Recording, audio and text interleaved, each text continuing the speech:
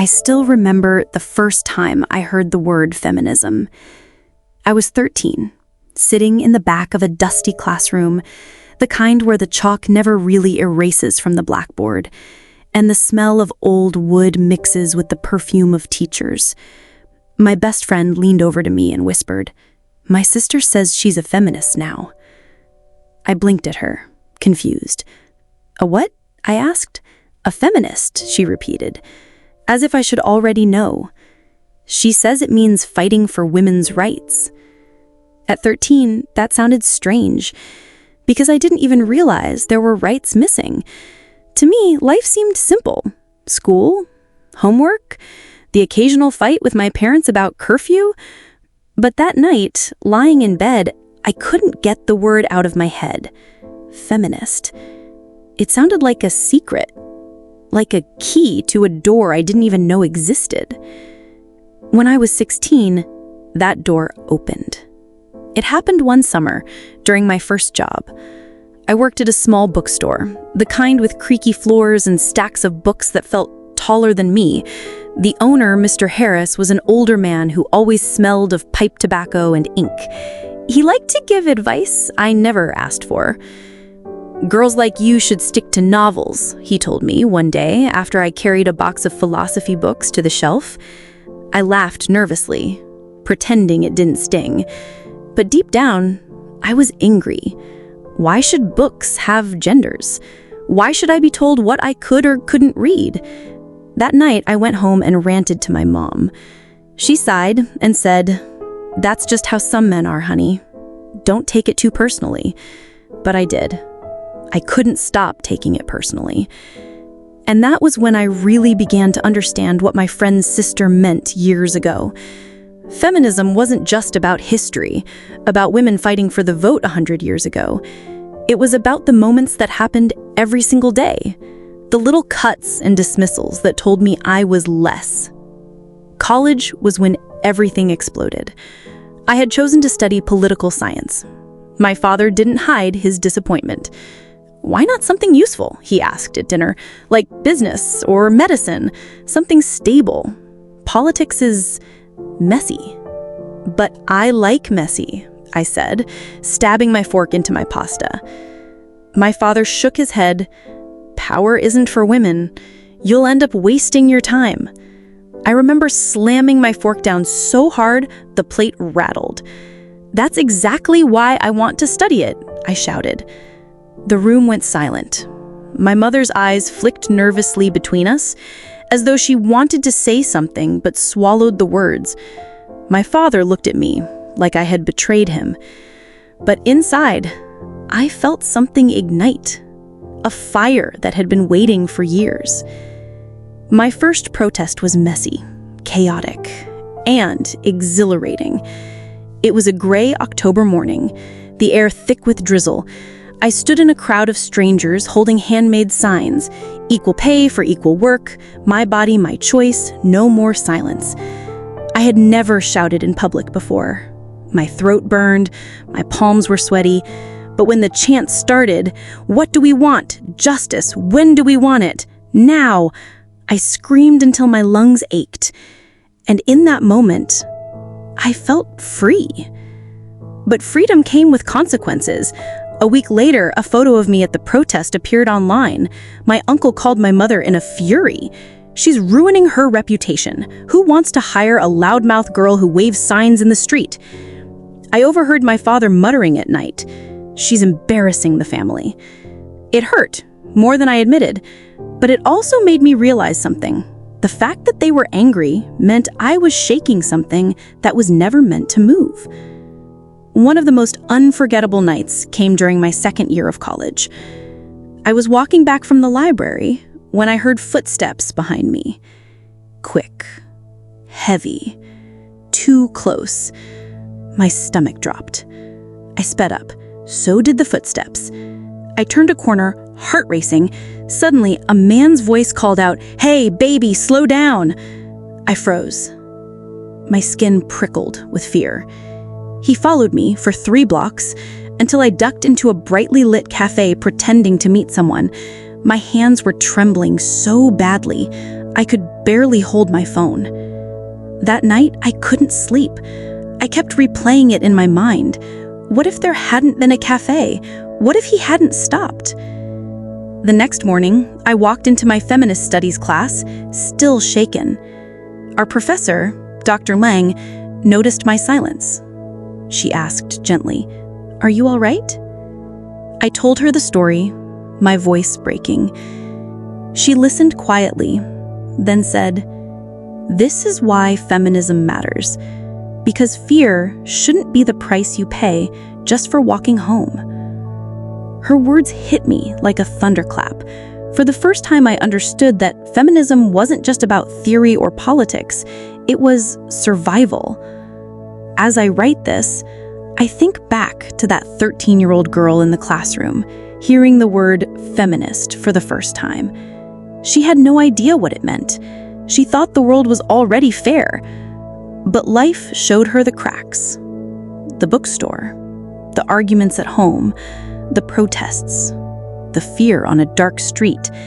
And each of those moments carved the word deeper into me, feminism. Not a label, not a slogan, but a lifeline. By the time I reached my third year of college, feminism wasn't just something I read about in books or chanted in the streets. It was the lens through which I saw the world. It colored every conversation, every decision, every argument I had with people who wanted me to stay quiet. But seeing the world differently also meant losing parts of it. Some of my old friends drifted away. They rolled their eyes when I talked about pay gaps or gender roles. "God, you're obsessed," one of them sighed during lunch. "Can't you just enjoy life without turning everything into politics?" I wanted to scream, but instead, I just swallowed the words and watched her walk away. It hurt, losing people I once thought would be forever. But feminism taught me that silence was a luxury I couldn't afford. That year, I got involved with a campus group called Voices Rising. We were small, a handful of students meeting in cramped classrooms with bad lighting, but passionate. We organized workshops, screened documentaries, and hosted discussions on everything from women in politics to violence against women. One night, after a meeting, we were sitting in a circle on the floor, surrounded by empty coffee cups and scribbled posters. Maya, one of our leaders, leaned forward. "We should do something bigger," she said. "Something the whole campus will notice." "What do you mean?" I asked. "A march, right through the heart of campus, loud, unapologetic." I felt my stomach knot both with fear and excitement. The idea of marching in broad daylight, with professors and classmates watching, terrified me. But the thought of being heard, that thrilled me. So, we did it. The day of the march was bright and cold, the kind of air that bites at your skin and makes you feel alive. We gathered at the campus gates, holding signs we had painted the night before. "End harassment now. Equality is not optional. Our voices matter." I was nervous. My hands shook as I held my sign. A part of me wanted to run, to blend into the crowd of students watching from the sidewalks. But then the chant began. "Whose campus? Our campus." The words rolled through us like thunder, and suddenly my fear melted into adrenaline. We marched past the library, the cafeteria, the offices where professors peeked through the windows. Some students clapped. Others sneered. A group of guys shouted, "Go back to the kitchen," and laughed.